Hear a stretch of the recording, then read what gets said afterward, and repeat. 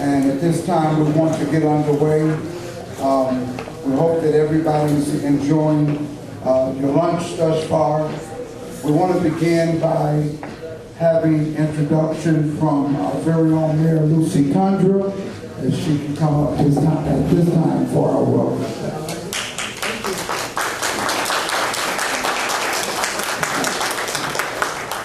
Thank you, Mr. Manager. Good afternoon, everyone, and welcome.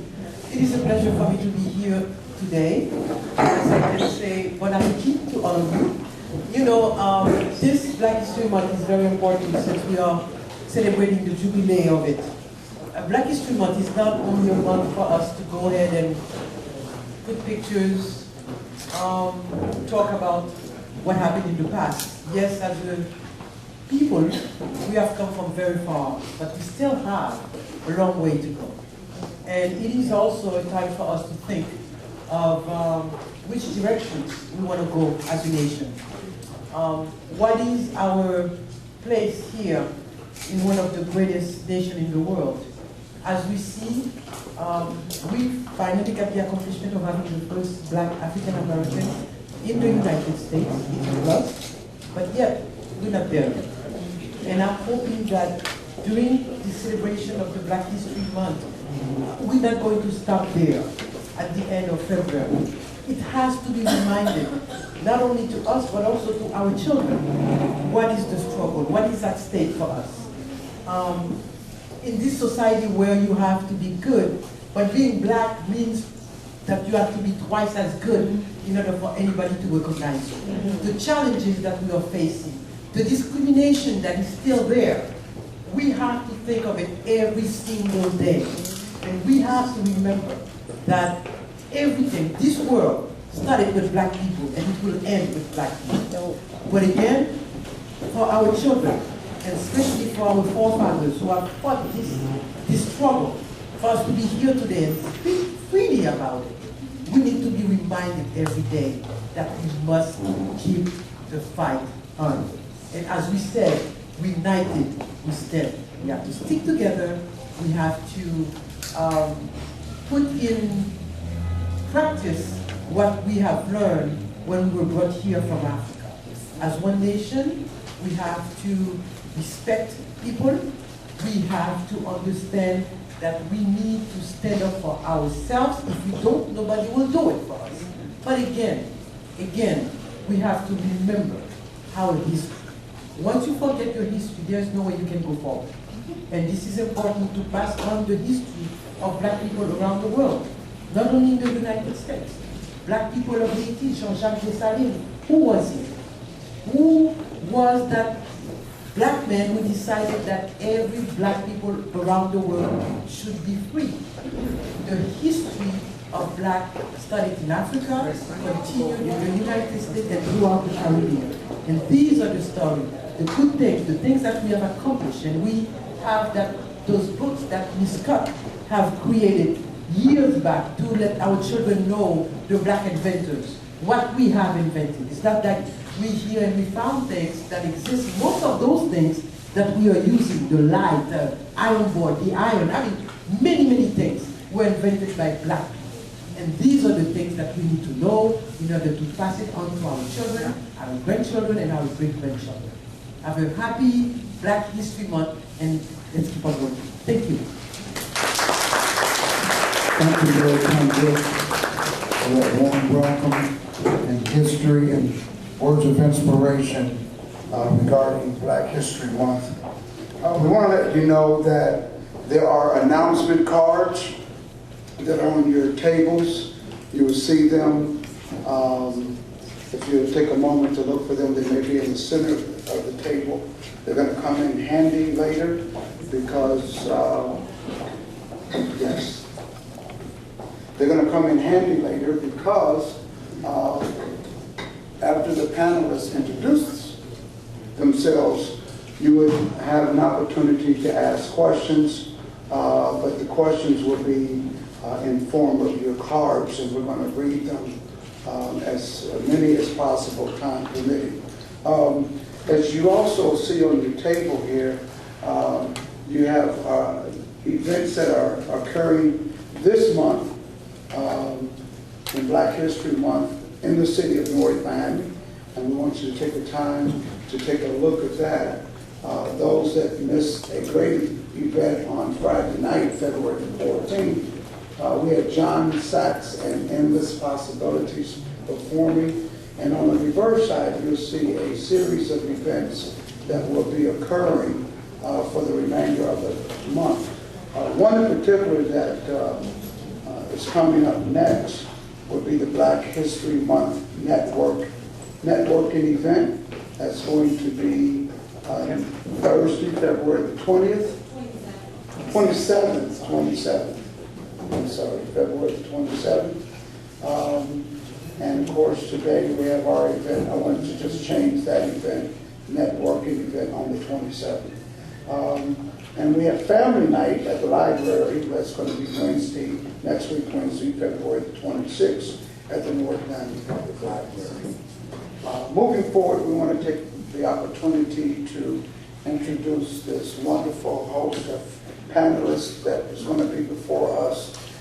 Prior to introducing them, I'm going to read a little bio that was presented to me.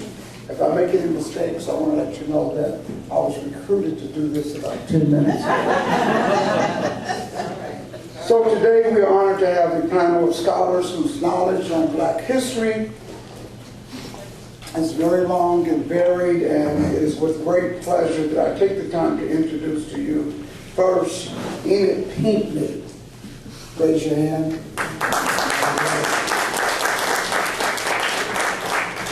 I didn't put something in front of her name, and I'll do it after I read the bio. Ms. Pinckney was born and raised in Miami before continuing on to receive a bachelor's degree in social science, a master's degree in guidance and counseling. She has 2 honorary doctorate degrees. One from honorary doctorate degree in Humane Letters from St. Thomas, and one from Talladega College in Talladega, Alabama. Am I pronouncing that right? Talladega, Alabama. Ms. Pinckney is also an author. She has appeared in several documentaries, such as a documentary about Dr. Martin Luther King and his visits to Miami, Florida. She also chairs and is a member of numerous distinguished boards. She has been honored and received many awards and recognition for her work, such as the Distinguished Alumni Award from the National Association of Equal Opportunity in Higher Education. Dr. Pinckney. Thank you very much. We have Ms. Charlene Tompkins. All right. She is a graduate of the University of Miami. She has a bachelor's degree in accounting. Her goals and objectives are to successfully provide accounting and management services to governmental and nonprofit organizations. As a finance director with institutions such as the Center for Family and Children Enrichment, City of Miami CRA, Virginia Key Beach Park Trust, Ms. Tompkins has achieved financial stability for these and more nonprofit and governmental organizations. She is committed as well to volunteer work in the community. She has worked in the Center for Family and Children Enrichment Incorporated, as well as the CRA, the Park Trust, just to name a few. Ms. Charlene Tompkins, we welcome you today. We also have Ms. Akua Scott. She is where are you, Ms. Scott? I know who she is. She's an author and publisher of unique to know coloring and activity books for children who are in preschool through 5th grade. Her books are currently being used by Miami-Dade and Broward County Public Schools. They're also being used in several private schools, both in the Bahamas as well as England. Current publications include Inventions by People of African Descent, Volumes 1 and 2, Kings and Queens of Africa, and Haiti, Heroes and Heroines. All right. In 1992, her volume 1 of inventions was featured in Ebony Magazine's bookshelf. So, you know, your books have to incorporate Lucy Tundra as the United States' first Asian American female mayor. Awesome. Okay, all right. All right. Her books have been used for programs at the Miami Arena. Documentary was made from them that aired from 1991 to 1994 at the Planetarium Miami Space Transit. She's a graduate of the University of DC, where she majored in computer information and system science. Mr. Kua Scott.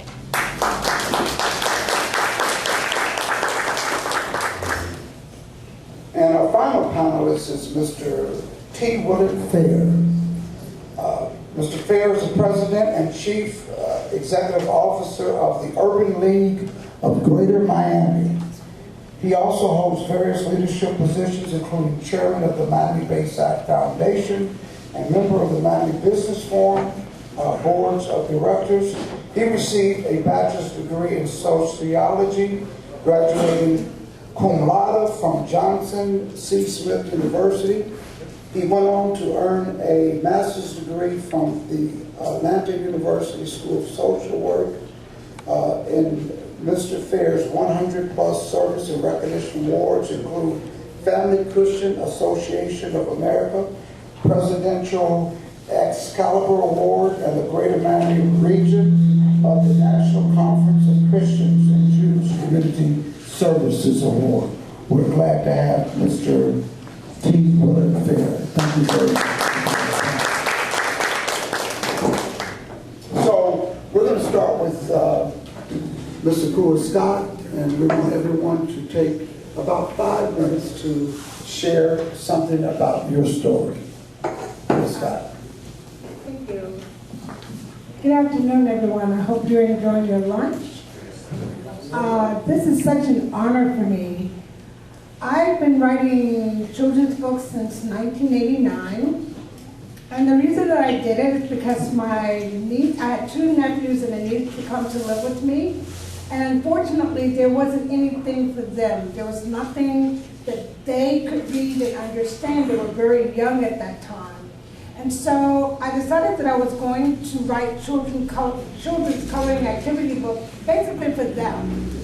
So we started with the research. I would take them to the library, and we started with the research of inventions. And it was amazing to know the elevator, the lawnmower, the lawn sprinkler. We all know about the traffic light.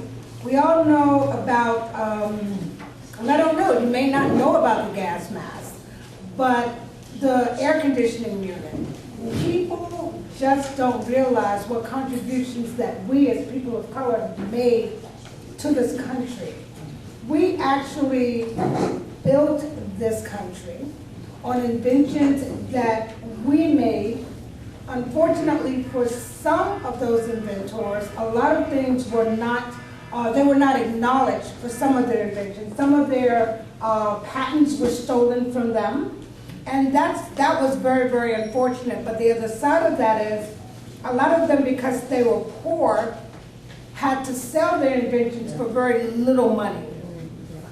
But I just want you to know, even the canopy frame, the baby carriage, the turn signal on the car, the automatic transmission, and I could just go on and on and on and on and on. And it's just amazing to know that they don't teach this to us in our schools. And what I found out was, in my research, was that because of the segregation in the school system, it made it very difficult for our kids to learn who they are. The unfortunate thing was that they spent $21 per student in the school system, and $81 per white student in the school system. So you can imagine getting raggedy books, torn books, things, pages missing, etc. So consequently, they knew absolutely nothing about themselves. It was also forbidden to teach them history and to teach them international history. But I suppose the reason that I also decided to do that is because I realize, and I know all of you know, if you don't know from whence you came, you have no idea where you're going. And we need to know these things. My books on kings and queens, it was amazing to know that we were kings and queens, and we still are. But we need to recapture that. As the mayor was saying, we need to do something about that. No one can do anything about that but us. I was recently reading, and I'm going to pass this on because I really want to come back and share with you 10 African youth, very young. They're from 11 to 26. And their current invention, including one who has invented what we know here as the iPad, and another one who has invented a battery for what we know as an electric car. So I'll come back and I'll share that with you. It's just a couple of lines, but I want to pass this on to my friend and colleague so that she can share her story about her dad, which is so interesting. Thank you. Thank you, Akua. I appreciate that. Again, thank you all for inviting me. It's a privilege to be among the panelists that are so prestigious, and I know them well and know all of their contributions. To my right happens to be my boss, so I have to do a good job. So I wanted to share with you a little something about a local person and a day in the life during the time of integration and segregation, so that you can have an idea of what it was like at that time and to have a better appreciation for the contributions and the struggles that were going on at that particular time. So once again, I thank you for allowing me, Charlene Williams Tompkins, the second eldest daughter of Raphael Salavia Williams, to share some of the contributions, struggles, and success story of one local Black American that walked in our midst and paved the way for so many people of color in this community to succeed and live in dignity in this small part of the world called Miami-Dade County. His name is Raphael Salavio Tompkins, and I brought, sorry. Yeah, right. And I'm always getting on her that every time you see my name that I must have the W in there, so she's never going to allow me to forget this. Raphael Salavio Williams. Raphael Salavio Williams was born in Nassau, Bahamas, and I had to prepare this so I can do it as succinct as possible because you don't know of him, but you need to get a feel for what it was like to be in Miami-Dade County during the early 50s and the 60s, during the time that there were so many things going on to strategize to defeat segregation and to start with integration. So just allow me, if you will. Raphael Salavia Williams was born in Nassau, Bahamas in 1913 and is the oldest son of 10 surviving children born to Randolph and Caroline Williams. He came to Florida in 1920, attended in Overtown George Washington Graded and High School, which is now called Douglas Elementary, from grades 1 through 8, where his dear friend and one of the first Black judges in Miami, and hopefully you've heard of him, Judge John D. Johnson, started together in first grade. They were very good friends. From there, he attended Dunbar High School that had grades 7 through 10. Raphael and his classmates were excited about the building of a new school that was to be named after a Black man, Booker T. Washington, but had to wait to move in because the school was bombed in September of 1926, when whites feared the school being too close to them and because a hurricane also caused damage to the new school.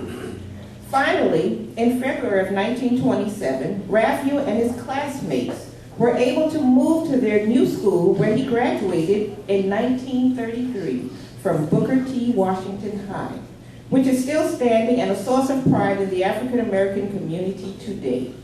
Upon graduation, Raphael enrolled in Tuskegee Institute in Alabama, where he was a member of the band and became a lifetime member of Phi Beta Sigma fraternity.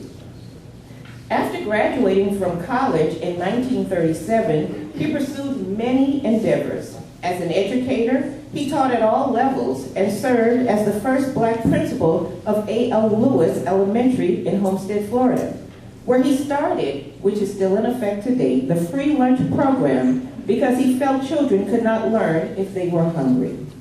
As an entrepreneur, he established, which you have in front of you, the Williams Ambulance Service, the first black-owned ambulance company in Miami-Dade County with a fleet of over 50 ambulances that employed both blacks and whites. Raphael bid for a contract to provide ambulance services to Dade County and was denied the contract because segregation-minded decision makers were not going to allow contracts to be entered into with black owners. Raphael was an inventor whose resources did not allow him to complete the first 4-axle car, the first limousine prototype. Raphael owned auto repair and gas stations in Boston, Massachusetts, Overtown, and Brownsville, Florida. 3 of the gas stations, 2 were city service stations and 1 Shell station, owned simultaneously at the same time in Miami, were named after his daughters. Alethea's city service station was in Overtown on 3rd Avenue, which was later purchased by Raphael's brother, Fico. Charlene, which is me, city service station was on 15th Avenue and 62nd Street, and Arnetta's Shell station was on 22nd Avenue and 62nd Street, which was later purchased by his other brother, Kenneth. On 22nd Avenue and 62nd Street, that is the corner where the African Heritage Cultural Arts Center now is. But before that, it was a Shell station. All of his daughters worked and pumped gas for the customers and started the day with the following greeting to customers. Williams Service Station, may I help you? The workday ended for the daughters when the meters were read and the money was counted from the cash registers. Raphael purchased real estate through the Salathiel Realty Trust and Williams Trust Company, with offices in Boston and Richmond Heights, Florida. As a politician, Raphael was again one of the first black candidates to run for a seat on the Homestead City Commission in 1955. And you'll see a picture in front of you where he was doing his campaigning, and that was one of the pictures that we were able to capture. He was also actively involved in the civil rights movement. I recall on many occasions carrying picket signs to desegregate drive-ins and what have you. When their strategies were going to defeat, I was so little, but you know, it was, my daddy believed that children ought to have the experience, and as long as it was as safe as it could be, we were right a part of it. So we walked the, you know, the little circle in terms of carrying the picket signs. On a personal note, Raphael was married several times and was the father of 6 children. Alethea Caroline, Charlene Willette, Arnetta Rosalia, Catherine Ann, Ray Elmore, and Gladys Bernadette. He was also a charter member of Church of the Open Door Congregational United Church of Christ, where he and his brother were excellent singers in the bass section of the choir. Raphael was quite a braggadocio about all of his family, including his children. He instilled high values for education, business, and music with them, and would encourage them with sayings like, children in the Williams family go to school to respect the state. Therefore, C's and D's were not tolerated, and B's were highly frowned upon. Raphael passed away on January 18, 1987, from injuries sustained from an auto explosion stemming from a gas leak at the age of 73 in 1987.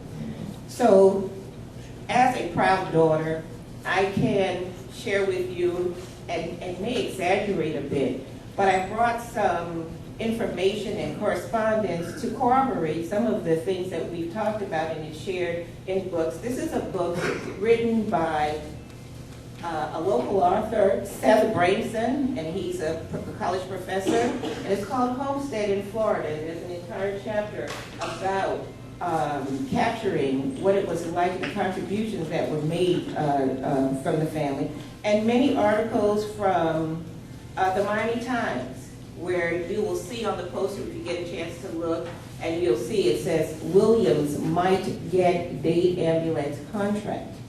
And so then the article, there's another article preceding that that said that the county turns down ambulance bids. So it's all online, but these were just a day in the life of a local Black American who was determined to succeed, who had values, who had characteristics that sometimes are not shared with folk in terms of being of color. But you need to know that the community during that time was consisted of very proud African American, Black Americans, and from all different backgrounds, whether it be from the Bahamas, whether it be from Jamaica, whether it be from Haiti, that people of color did very well and were very well educated back in the day. And we continue to strive for that type of excellence and making a contribution in our community today.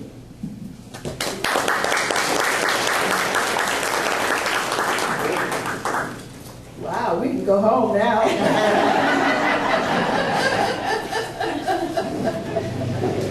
I'm very proud of Charlene. And when we are frustrated around in the office and we don't have any money, I tell her, I said, your father would like for you to stick with this job. That's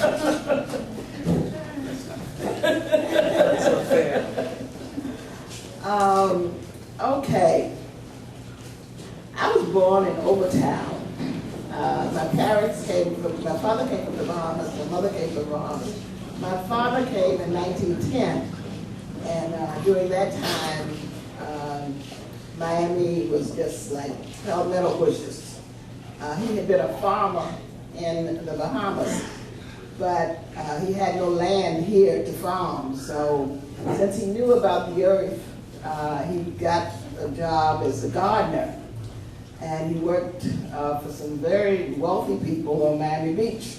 In fact, they wanted him to stay. He stayed on Miami Beach, he and my mother, and she was the maid.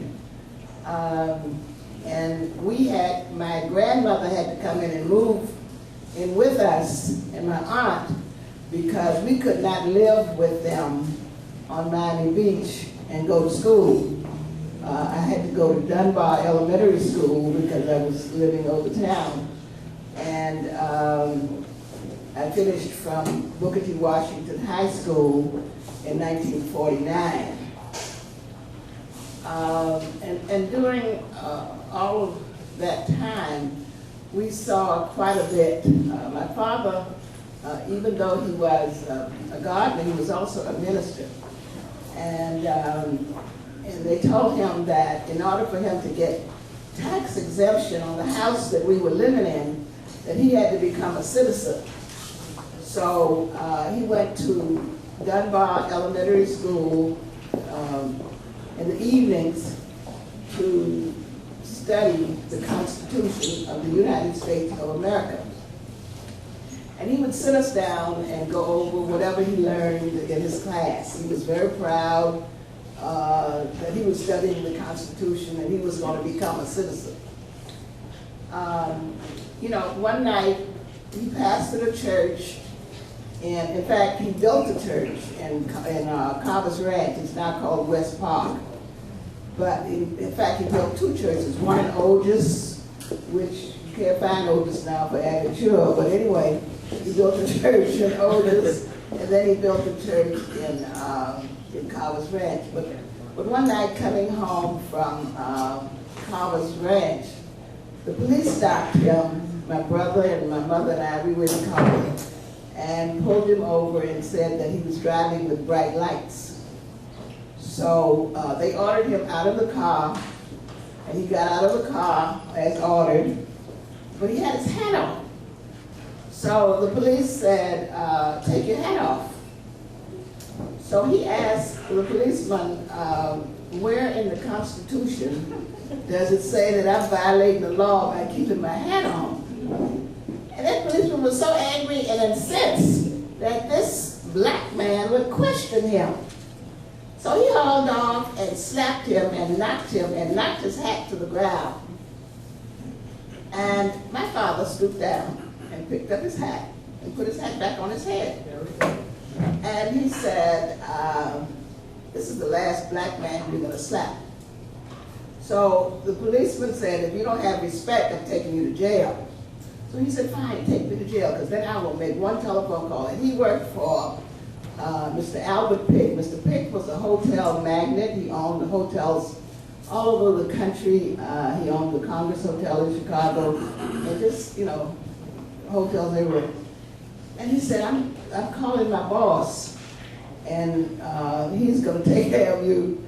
So the policeman tried to get him calmed down, and then the policeman tried to talk to my mother, and he said, don't talk to her. You slap me, you deal with me.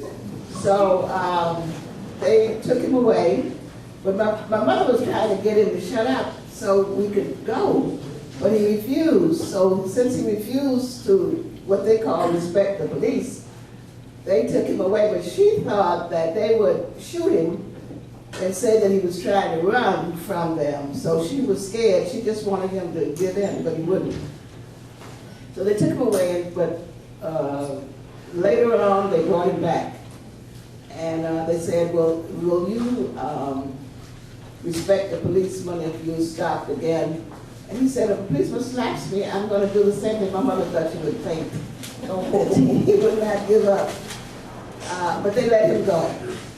Now, these are some of the examples that some of us had to go through back in the day.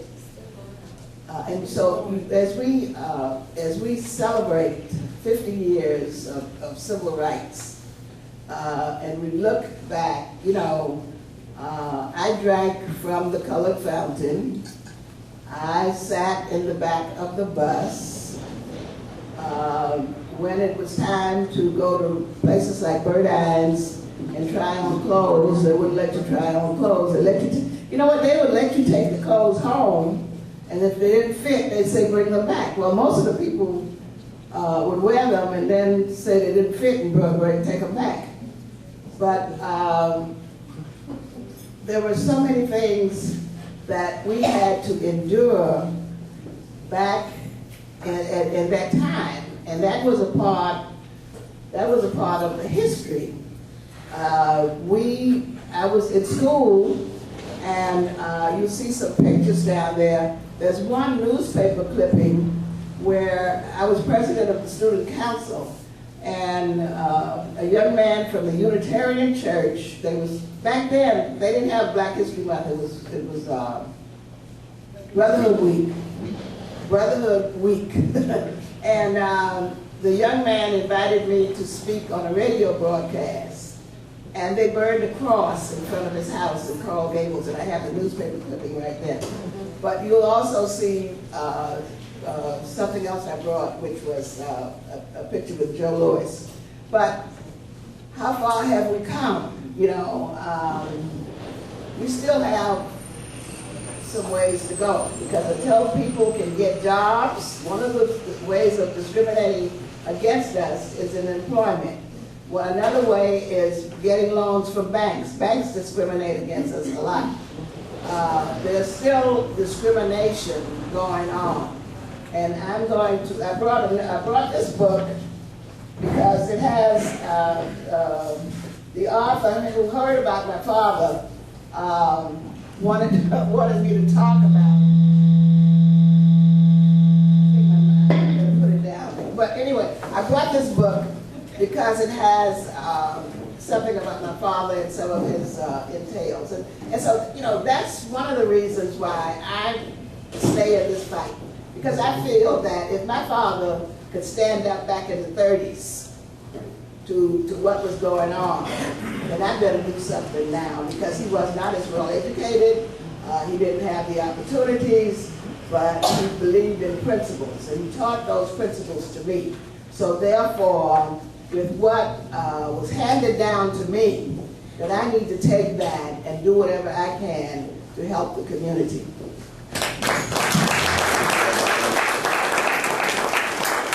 If I use a mic, it'll start talking back to me. Each time I come to one of these things, I have to throw aside my prepared remarks. Because when people come before me, they say some things that stir me up. What I'm going to try to do is release some of this newfound stirred up in me that has come forth by the lofty presentations by my panelists. This lady talked about inventions.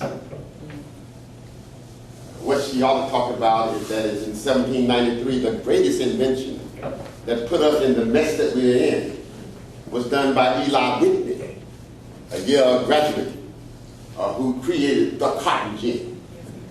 Y'all ever heard about the cotton gin? Well, before the cotton gin was created, slavery was simply an economic luxury. But when it was created, it became an economic necessity. And because of that invention, those folks in the South decided that they needed cheap labor. And the cheapest labor in the South happened to be people who looked like me. Had it not been for Eli Whitney, I may not have been put in the mess that I'm in. So when we talk about inventions, it's important that we pick out the right inventions and understand clearly what they did to put us in the mess that we're in. If you don't understand your history, then certainly you will be peaked. When we talk about the mess that we're in, the mess that we're in was because they placed a curse on my color. You cannot take me as a free man and then embalm me to slavery without placing a curse on my color. Prior to the invention of that machine, we celebrated color. But color was not cursed. Theologians say that if we are accurate in our interpretation of what happened, then color has always been separated. For God so loved the world that he gave his only begotten Son. And the earth was created. And after God created the earth, he scooped down and he did what? Somebody help me. He created man from what? From who? What color does dirt look like? What color does dirt look like? Huh? What talk about the creation? If dirt looks like dirt and you look like dirt, then the first person who looked like dirt looked like you. Does that make anthropological sense? Yes. Does that make biological, environmental sense? So if you look at what has happened in terms of color, Adam had to be a colored man. Eve had to be a colored woman. And the secular world and the anthropological world have agreed that that is true. Because way back in 1988, on the front cover of Time magazine and Geographic magazine, there was a picture of Adam and Eve, and they looked like me. So this whole thing about color clearly has been cursed, no longer celebrated. And as we continue to allow it to be cursed, then we fall into the trap of partaking of the brute sports that comes behind it. Angel food cake is light and fluffy. Devil food cake is heavy and soggy. There's midnight, it's black and dark. The beginning of the day is light and bright. So we've taken the language and we suppressed the people. But in spite of all of that, we come to celebrate this thing called Black History. And she talked about unsung heroes. Her father was an unsung hero. When we talk about Black history in this town, we trot out Father Theodore Gibson, T. Willard Fair, and those persons. But what we don't dare say is that they stood on the shoulders of those who were not in the newspapers, those who were not on the boards, those who every day sweated for us. Unsung heroes. Anna Marie Acker. It is because of Anna Marie Acker's courage that every public housing dwelling in this county is now integrated. Prior to Anna Marie Acker standing up and saying, black folks who are looking for affordable housing need not be relegated to only black projects. And she filed a class action suit and won. Anna Marie Acker is an unsung hero. Charles Haddon, a political power in his own right, who understood that the future solutions to our plight rest in politics, rest in us organizing and putting them in and daring to take them out. Charlie Hadley was an unsung hero. Yes. You ran for public office, but you need to know that the guy named Earl Carroll dared to run when you could be killed for running. Yes. When there was nobody on your side when you ran. When the colored folks were upset and scared. And the white folks were angry. Earl Carroll won territory-wide. You stand on his shoulders today because Earl Carroll is an unsung hero that we never talk about going forward. So this movement is made up of unsung heroes who do what they have to do in spite of being told not to do it. But Daddy was a great man, a preacher man. But you have to understand that her daddy represented what we call back in the old days house niggers and field niggers. House niggers would just bow down and kowtow. And when that man said, take your hat off, no, they would take his hat off and their hat. Because what they wanted to do was survive. Field niggers said we would do what we have to do in order to survive. Her daddy was a field nigger. Let me tell you about some more field niggers in this world. You need to understand that because of the plight that we were in, because our color was cursed, that we had to play different roles in order to get it. You can talk about the great heroes of today, but you got to talk about those folks who were not in the spotlight, who made it possible for things to happen. You can't talk about celebrating I have a dream if at the same breath you can't do what James Brown said, I'm black and I'm proud. Head back, I'm black and I'm proud. Yes. Because if you don't believe that, you cannot fulfill the dream. You got to believe that I'm black and I'm proud and I can fulfill the dream. You can't talk about the March on Washington without talking about Bayard Rustin. We talk about the speeches that were made, but we don't talk about the uncanny intellect that Bayard Rustin, who was the organizer, who had to work with the police department, the FBI department, who had to work with the Department of Transportation, who had to also sit down in a room with 6 of the giant egos in Black America and say, which one of y'all will speak first? Now, if you're talking about some skills, you should have Martin, Roy, Whitney in the same room, getting ready to speak before the world. And who's gonna go first? Who's gonna go first? Bayard Rustin had that ability, uncanny ability, to soothe every ego and never lose sight of what was important. And what was not important was who was going to speak first. What was important was who was going to be heard last. And Bayard Rustin understood that. I get carried away. I'm going to sit down. I've been stimulated to go forward. So I'll just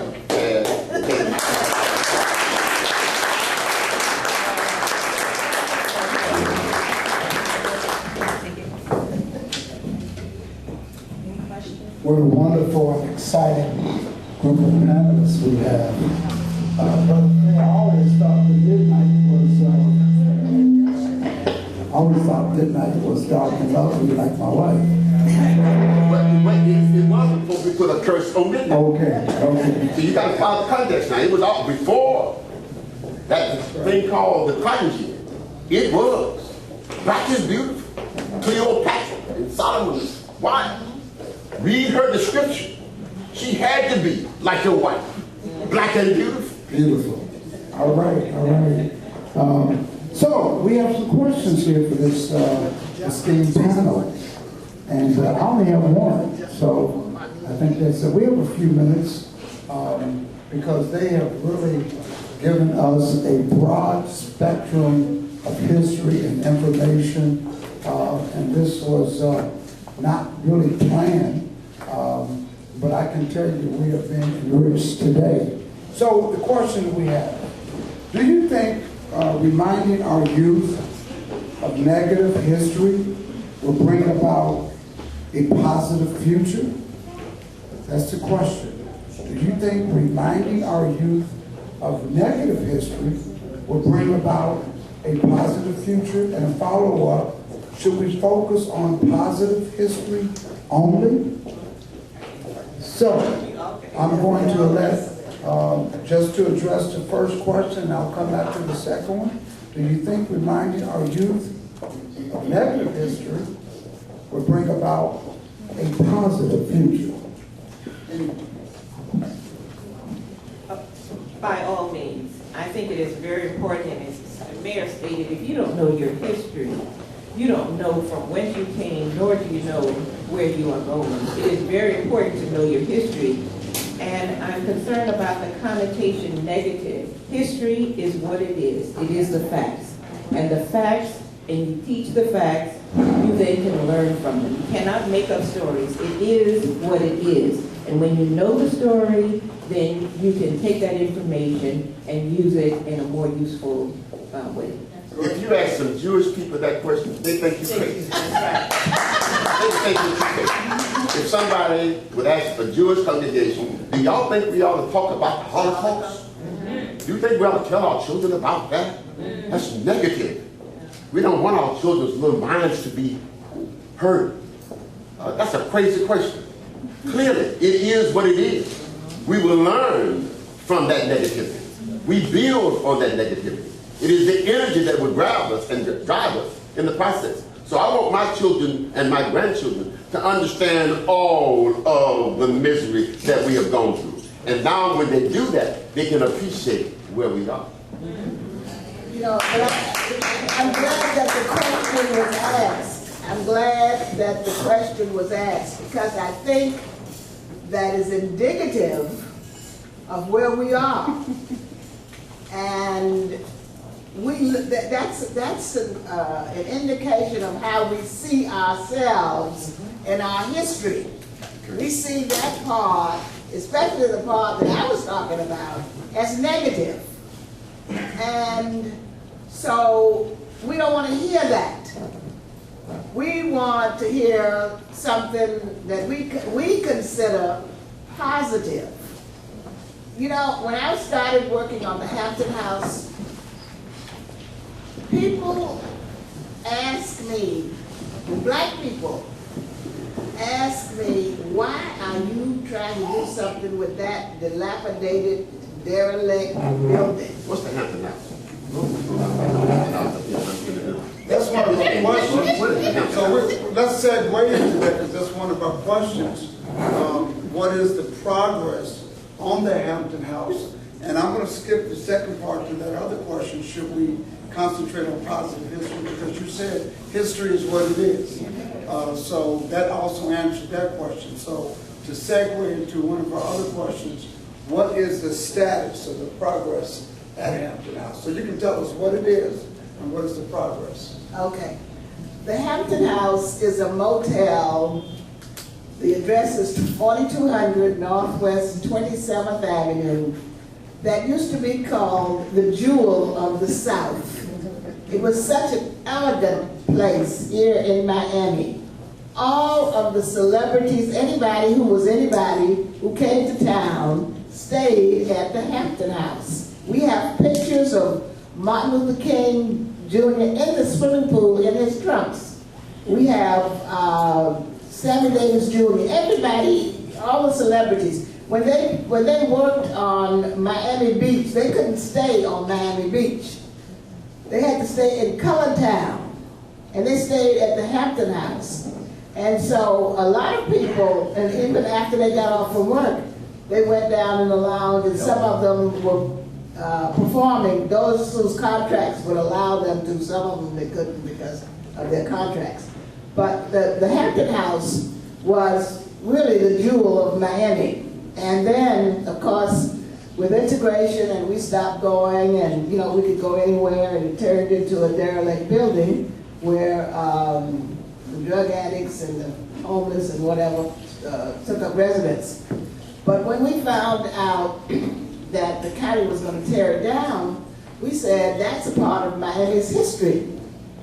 And we pleaded with the county to save the building, and we were able to get the county to buy it and to put it in the general obligation bond program for $4.7 million. It is now, but that wasn't enough money to get it going. It's a $6 million project.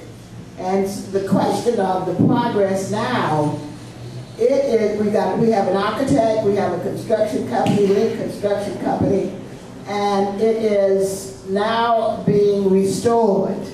It's under construction right now, under restoration really, and it's about 2 months ahead of the scheduled restoration plan. And what we plan to do is to have a community room, to have a museum, to have a gift shop,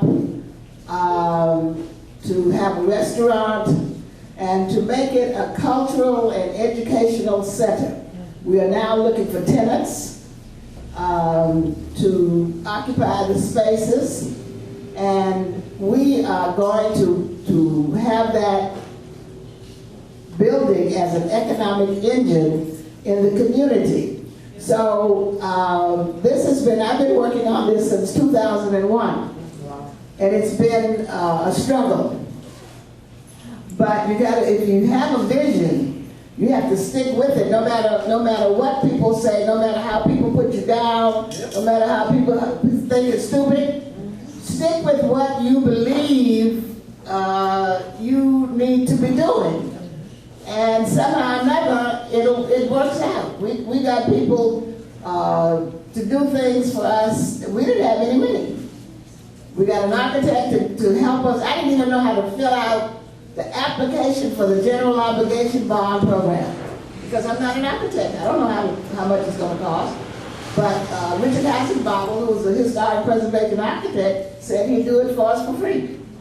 So, we've gone to people and asked them to help us. And so we're looking forward in 2015 to have that building back and as a use to the community. So that's the progress that we have made from the time we started out with everybody knocking it, saying that it's not going to be anything because it's old and dilapidated, to in the process of restoration. Can I say something? Yes. I'm trying to get a raise, you all. I told you all earlier this was my boss, so, just bear with me. One of the things that she did share with you is that when musicians would come to perform on Miami Beach, and because of segregation could not stay there, came back to across the track to the historic Hampton House, which was once also known as the Booker Terrace Hotel.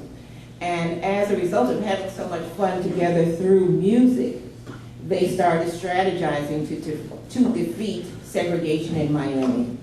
The Hampton House is a segregation-era hotel, and it is the only one standing. We had several others. The Mary Elizabeth helped me, the Sir John, we had several others, but it is the only one standing. And I know I'm gonna get a raise now because she didn't say it. She usually does. But it is the place where Dr. King drafted and gave the first version of the I Have a Dream speech. That's the historic significance, and we're going after national historic significance, and you need to know that and be proud. That is a very derelict, it was a very derelict place in our community, but I don't care what you say, it is rich in history. Liberty City made many contributions to this town, and as such, if we don't share our story and tell our story, who will? It's also the place that Malcolm X stayed. That's when right. He came to convert Muhammad Ali. That's right. That's right. There's a lot of historic Okay. That's right. The second part of the question we passed on, but if you want to just touch on it, it says, should we focus on positive history only? Because I think the form basically said, history is history, positive or negative. And everyone on the panel is correct. But I think what we're missing is that parents no longer sit with their kids and teach their kids their family history. They don't teach them about your dad. Well, you may, but for the most part, parents don't do that anymore. We've gotten so busy that we don't even allow grandma to talk about history in the sense that she went through slavery, her parents went through slavery. That is a part of the history. The fight that Dr. Pinckney's dad got into, that's a part of history. We all have some of those stories, but we don't tell our children. Positive history is positive history if we will include all of those things, and I agree with the parents. It isn't negative history, it's history. But positive history is everything that we've gone through as people of color. And we have to be proud of those things. As Dr. Fair said, we would not ask, or a Jewish family would not be asked if they should tell their children about the Holocaust. Why are we afraid to talk to our children about slavery? Share that information with them. It is so important. We as people of color have to like ourselves, which I find is, for some reason, has been lost. So now we're into all of these things that we can get, but what about all the knowledge that we need to gather and to share? Great. We're going to honor one last question. But this is a very good question. But before I ask this question, I'm going to set some groundwork. So during the times of segregation, the black community was really forced, if you would say, or limited, if you would say, to shop in their own neighborhood, in our own neighborhood. So that's where you had the mom and pop stores. There was no McDonald's in our neighborhood because it was segregation, or any other restaurant at that time. The shopping centers, if I would say Publix, we couldn't go to Publix because we shopped in our own community. And therefore, there were business owners in that community that developed. They provided the needs and the goods and services to the people in our community as we were limited to shop outside of the community. So this question is, based upon that information, do we feel that immigration set back the progress of people of color? rethink that integration. So now, perhaps leaving our community because of the desire to go across the track and shop, maybe some businesses lost business. Maybe some laundromats lost business. So do we think that integration set back the progress of people of color? That's the question to the panel. I'm not certain if it set back the progress. However, I do know that economic development in our communities changed in the fact that now we were taking our dollars out of our communities and taking them somewhere else. We were making other people rich while we became poor. Yeah. That's just my take on it. We have an oral history of the historic Hampton House, and one of the interviewees on the oral history for the Hampton House is Eugenia B. Thomas. And if you see it, you generally see it on Channel 2, she talks about that very thing. She says, we got what we wanted, but we lost what we had. Yeah. Now, you can take that, and it is real, because we wanted to go on Miami Beach, and we wanted to be all of these places, and so we did forget somewhat about our own community, because that's what we were striving for. But on the other hand, one of the things that can never be taken away is our mindset. When we talk about the positive or the negative during the time of segregation and fighting for integration, what the beauty of it all is that we persevered, we survived, and we're proud that we survived an era in time that was trying to seduce us into accepting a negative way of life. But we were strong, we were proud because of our families, not the schools, not the community. Our families instilled in us so strong that you were not to succumb to those ideas that you are less than. You never even thought about it. When I was growing up, I had no idea that we were considered less than because we were people of color. We were always given those little things, such as those little nuggets, that the Williams children go to school to respect the state. You were always given things to encourage you, to make you feel proud. And that's what families do, instill their values in you. And your value is that you're somebody. And you are always going to do that. As long as we have families, we can never have a negative story. We should be so proud that we came through that period of time in a very successful way in terms of how we feel about ourselves. As long as we feel strong and good about ourselves and we don't have any problem saying that we're black and we're proud, we will always be successful.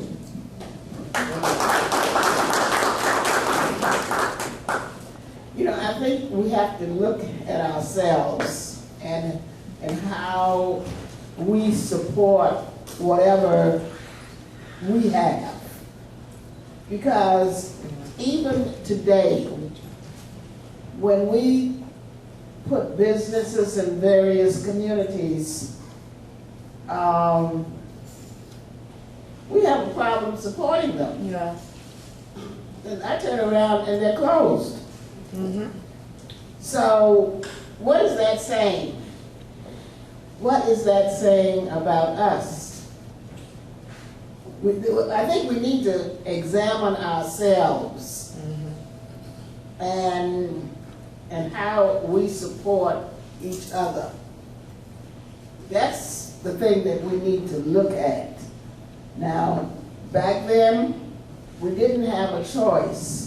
And you had, Old Town, you had seafood restaurant and all those nice places that you could go. We don't have a decent restaurant like we used to, okay? But why? And so there are various reasons why. The economics, getting loans, that's another, that comes up all the time. And support. There are a lot of things that go into making the success that it takes for you to have a successful business. And we need to look at all of those avenues to see how we can support our own businesses and our own communities so we can stop going out of our communities and spending our money out of the community. Yep. Implicit in that question is the fact that there were people in the black community who had something before integration. I didn't find it when I came here at all. When I came here, the only black folks that really had something was her daddy, Miss Range, the Reeves, and that's about the size of it. Neil Adams had something, you know. But we have not created any new rich black folks since I've been here. So we didn't give up anything on our way to integration. The businesses in our community, including some of these that they're talking about, were black consumed, but other folks owned. So when we look at the Nightly, the Sir John, all of those things in the colored community were owned by members of the Jewish community. So when we left here, we didn't leave with anything because we didn't have anything. So this whole notion that all of a sudden our integration has been part of the victimization of us is absolutely foolishness because you never had nothing. Immigration gave you a chance to try to get something. Thank you very much for a wonderful speaking panel. You know, before we have the mayor come up and have final words, I will say that economically, the black community is very strong. One thing that I've always noted, that whenever anyone comes from abroad to start a business, it's always successful in the black community. And we find that, and there's a reason for that, and we support those stores, and we need to agree. When we have a business that starts up, we need to support it. That being said, North Miami has on Northwest 7th Avenue and 125th Street, we have a new business that started up that's called Royal Castle at Finger Looking Good. So it's opening up. The young lady, just some history, has another one called Finger Looking Good in the city. E-Class from Poor Boy Records saw how great the food was, partnered with her and her skills because she did not have the funds to do so. They came to a building on Northwest 7th Avenue that had been closed down. It was the infamous Royal Castle. So they kept the same name, so it's called Finger Licking Good at Royal Castle, soon to open. So make sure that we get by there and share in some of that great food. And we also have a lot of great Haitian American restaurants right here in the city of North Miami. So don't forget those as well. Thank you very much for this great evening. And we're going to have Mayor Lucy Tonka coming in his final remarks. Thank you, I am inspired and I am so happy that we have those four panelists here. And at the beginning of Black History Month, we have had a poetry night, and unfortunately, I was home with the flu. I couldn't participate. And listening to all four of you just inspired me to go ahead and do the poem that I was supposed to be doing on that night. If I may. It's a poem from Maya Angelou. It says, "You may write me down in history with your bitter, twisted lies. You may flog me in the very dirt, but still, like dust, I rise. Does my sassiness upset you? Why are you beset with my gloom? 'Cause I walk like I've got oil wells pumping in my living room? Just like moons and like suns, with the certainty of tides, just like hope springing high, still I'll rise. Did you want to see me broken? Bald head and lowered eyes, shoulders falling down like teardrops, weakened by soulful cries? Does my heartiness offend you? Don't you take it awful hard, 'cause I laugh like I've got gold mines digging in my own backyard. You may shoot me with your words. You may cut me with your eyes. You may kill me with your hatefulness. But still, like air, I'll rise. Does my sexiness upset you? Does it come as a surprise that I dance like I've got diamonds in the meetings of my thighs, out of the huts of history shame? I rise, up from a past that's rooted in pain. I rise, into a daybreak that wondrously clear. I rise, bringing gifts that my ancestors gave. I am the dream and the hope of the slave. I rise, I rise, I rise.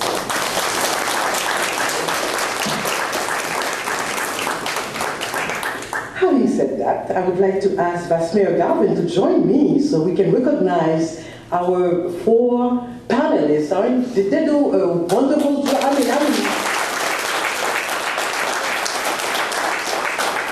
And I'm sure we all learn those are the things that we are hearing here for the first time, or others that we have the tendency to forget. It is so easy not to take our responsibility and forget history.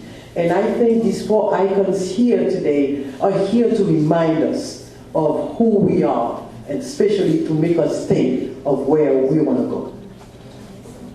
Councilman, the first one is to... Dr. Enid Pinckney. Yeah, Mama Pinckney. Mama Pinckney.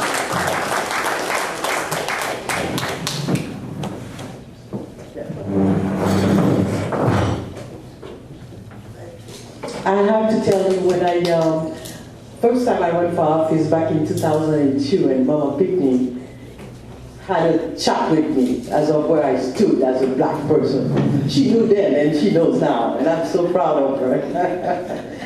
Oh my God, wonderful days. And of course, Charlene Williams. We cannot forget the Williams.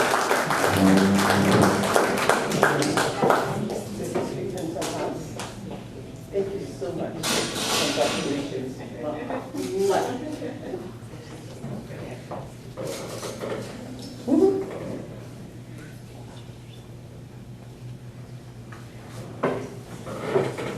The next certificate of appreciation is for the legendary T. Willard Fair.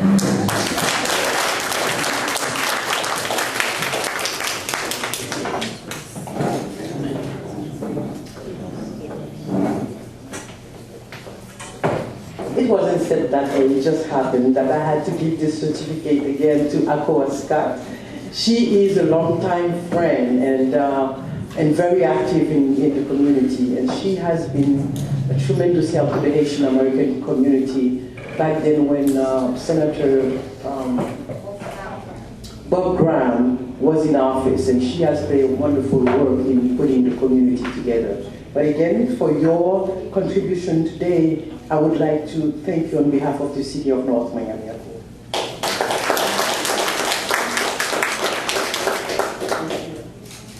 Having said that, I would like to thank you all. It's not over. We are a couple days in the month of February. Of course, you know that we're going to have the Jazz at Mocha like every last Friday of the month on the 28th of February. We have family night at the library. That would be on Wednesday, February the 27th, starting at 6 p.m. And of course, on March the 1st, to open Women's Month, we are going to have a play from a group, it's a musical from De Temps en Temps, or Paris en Thème. It's a musical play. They are from Paris, the group is from Paris, they are here, and they had promised last time they were in town that they would come and perform for us in the City of North Miami. And please, if you would like to attend, it will be held at the North Miami Senior High on Sunday, March the 2nd.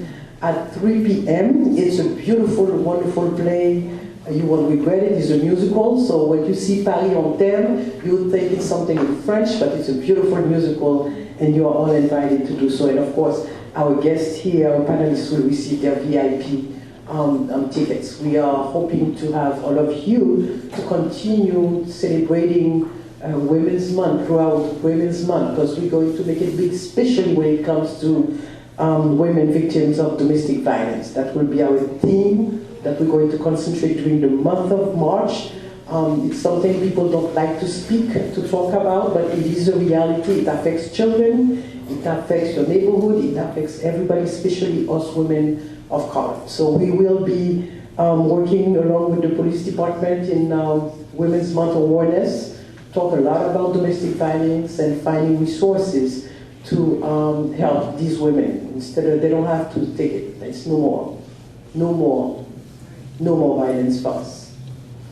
Thank you so much for being here. Looking forward to see you. Have a great afternoon.